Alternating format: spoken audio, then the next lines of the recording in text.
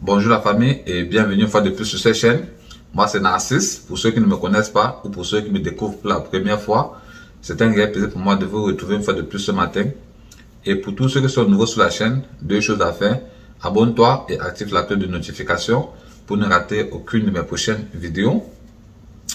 Et suite au sondage laissé sur la page communauté de ma chaîne YouTube, qui était soit comment trouver son premier job aux États-Unis ou bien comment réussir son permis de conduire sans causer anglais.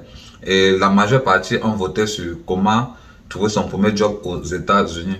Bon, le but de cette vidéo est de vous montrer comment vous devez chercher votre premier job une fois arrivé aux États-Unis. Mais avant que je vous montre comment vous devez chercher votre premier job une fois arrivé aux États-Unis, générique.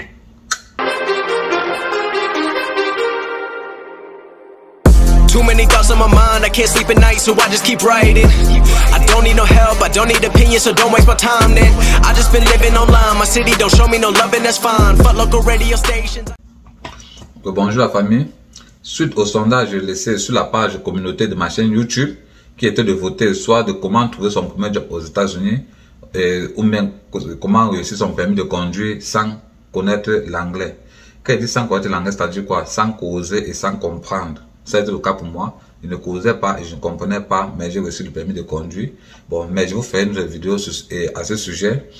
Et après les votes, la majeure partie ont voté sur comment trouver son premier job aux États-Unis. Et là, moi, je comprends tout simplement que c'est parce que bon, et la majeure partie des gens qui ont voté pour ce sujet viennent de l'Afrique. Puisque quand je regarde dans les paramètres de ma chaîne YouTube, il y a beaucoup plus les Africains qui me suivent. Les Camerounais, les Togolais, les Gabonais, les Congolais, bon, c'est beaucoup plus l'Afrique et c'est beaucoup plus les Africains. Et le véritable problème majeur qu'on a en Afrique, c'est l'emploi. Je dis bien c'est l'emploi. Bon, je comprends le pourquoi ce sujet a été beaucoup voté. Bon, mais pour ma part, j'aurais aimé commencer par la vidéo de comment trouver, bon, comment réussir son permis de conduire sans connaître l'anglais.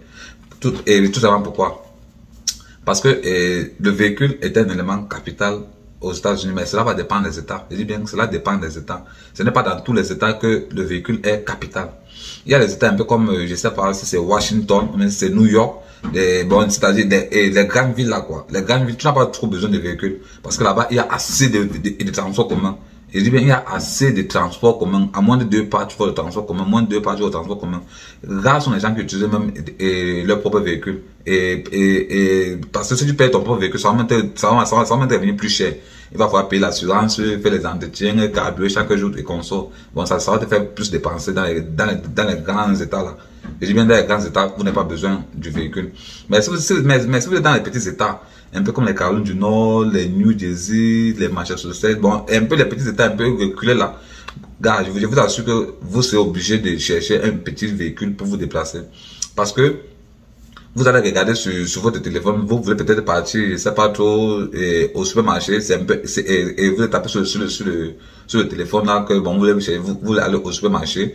Ils vont vous dire que bon, oui, et en voiture c'est peut-être 5 minutes, mais on va vous dire qu'en bus c'est 1 heure de temps. Je dis bien en voiture c'est 5 minutes, mais le bus fait 1 heure de temps en route. Parce qu'il va passer le temps à faire les arrêts. Bon, c'est raison, et c'est raison pour laquelle moi je dis que bon, le permis de conduire aurait été un sujet vraiment capital. Bon, qu'à ça je vais vous faire une autre vidéo, comme j'ai dit au début, je vais vous faire une autre vidéo sur cela. Bon, sans plus tarder, on va atteindre le but proprement de cette vidéo, qui est comment trouver son premier job aux États-Unis. Une fois que vous êtes arrivé aux États-Unis, qu'est-ce que vous devez faire? Une fois que vous êtes arrivé aux États-Unis, la première chose à faire, c'est que vous devez voir, peut-être donnez-vous maximum 1 semaine. Bon, pendant une semaine, vous vous reposez un peu bien, vous respirez un peu les Américains, vous voyez un peu vos voisins et consorts. Après 1 semaine, vous devez faire votre social security. Pourquoi j'ai demandé de faire la social security? Parce que la social security est l'élément majeur aux États-Unis. C'est avec la social security qu'on vous trace, en fait. Avec la social security, on connaît tous vos mouvements aux États-Unis, tous vos entrées, sorties, partout où vous avez travaillé, où vous avez fréquenté, tout ce consort. C'est la social security qui les donne toutes vos informations. Et aussi, cette social security est demandée dans presque tous les boulots. Je dis bien dans presque tous les boulots, on va demander votre social security. Parce que ça veut ça même que vous avez payé vos taxes et consort. Bon, c'est obligatoire. Bon, dès que vous entrez aux États-Unis, vous donnez peut-être 1 semaine pour souffler un peu. Après cette 1 semaine, cherchez à faire votre social security. Si vous ne savez pas comment faire votre Social Security, prenez votre téléphone, tout simplement, votre smartphone et tapez sur ça, Social Security Administration. Là, ils vont vous donner, ils vont vous indiquer un Social Security proche de vous. Bon, ils vont vous indiquer un bureau de Social Security proche de vous. Vous vous rendez là, et ils vont vous demander juste, bon, certaines pièces, et je pense que c'est passeport avec acte de naissance, je ne sais pas trop si c'est ces 2 pièces qu'on demande ou c'est 3 pièces. Ils vont vous demander les pièces nécessaires pour faire votre Social Security. Et une fois fait votre Social Security, vous avez peut-être 2 ou 3 semaines pour être livré. Je pense bien entre 2 ou 3 semaines, et on envoie cela par courrier, par courrier quoi. Après que vous avez fait votre Social Security, la prochaine étape c'est quoi? La prochaine étape consiste maintenant à faire votre carte d'identité. Et la carte d'identité c'est fait au même endroit où on fait le permis de conduire dans la majeure partie des cas. Je ne sais pas si dans d'autres états et ça diffère, mais je sais que chez moi c'est au DMV. Bon, chez moi c'est au DMV que ça se passe. On fait le permis de conduire au DMV, on fait la carte nationale d'identité au DMV.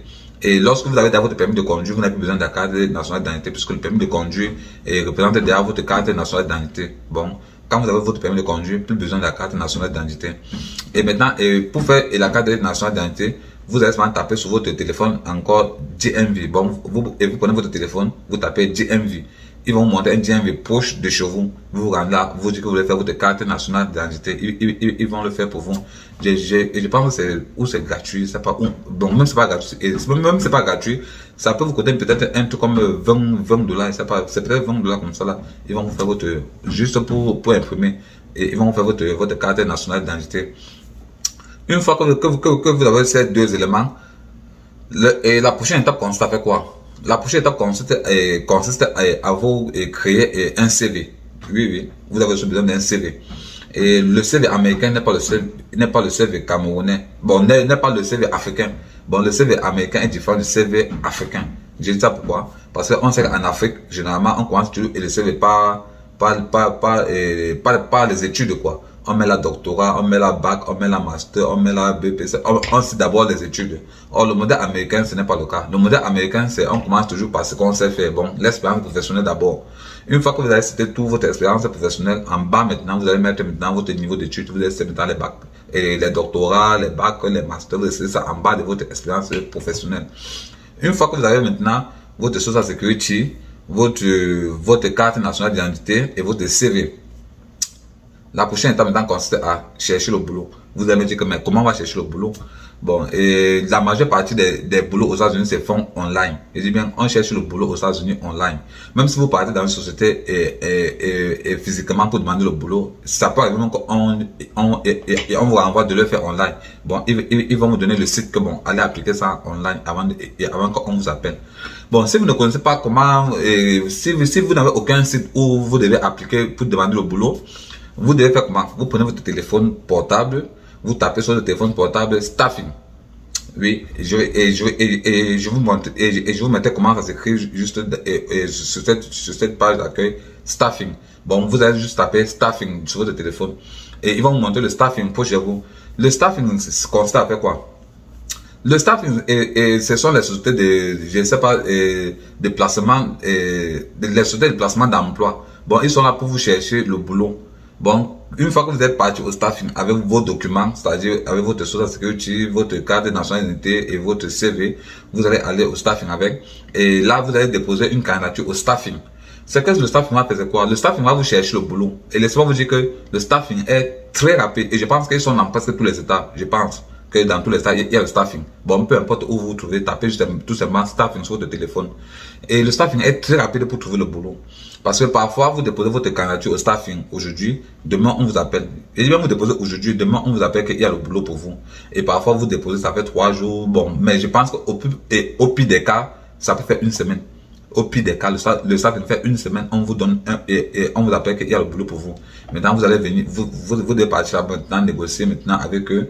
Et ils vont vous dire que bon, vous devez travailler de telle heure à telle heure, voilà le montant qu'on vous paye. Et le montant qu'on vous paye n'est pas réellement ce que la société verse au staffing, parce que la société verse l'argent au staffing avant que le staffing vous paye. Bon, il est bien qu'ils prélèvent au moins sur ces 1 ou ces 2 $ sur votre salaire, juste pour payer aussi leur personnel, quoi.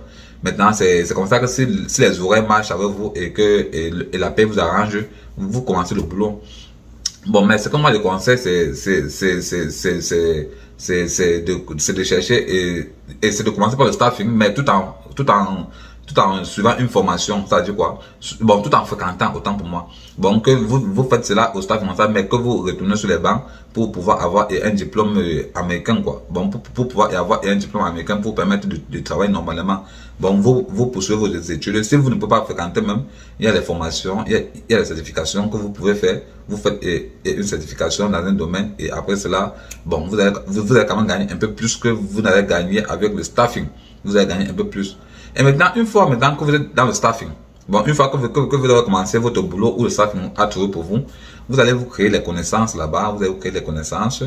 Et maintenant, ces connaissances, d'autres personnes vont vous dire que bon, moi je viens d'Amazon, Amazon m'a chassé parce que je venais trop en retard, même parce que je manquais. Bon, ils vont vous donner les raisons et chacun va dire que bon, moi je viens de Cisco m'a chassé parce que maintenant vous laissez prendre les sites pour appliquer. Ils vont vous donner tous les liens là, ils vous donnent les liens.